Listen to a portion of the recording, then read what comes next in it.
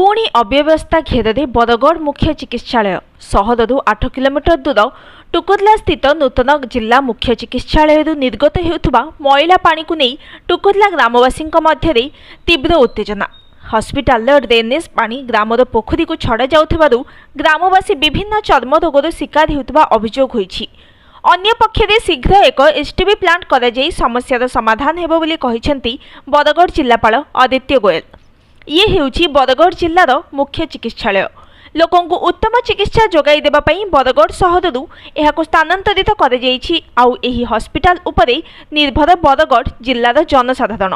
मात्र एही हस्पिटाल जे केबे रोग सृष्टि करिबा ताहा समस्तंकर कल्पना बाहरे। मात्र एहा सत मुख्य चिकित्सालयर अपर पार्श्वरे टुकुरला ग्राम रहिछि ओ एक विराट जलाशय रहिछि जार परिधि सीमा प्राय 84 एकररू अधिक अटे। 3000 जन संख्या विशिष्ट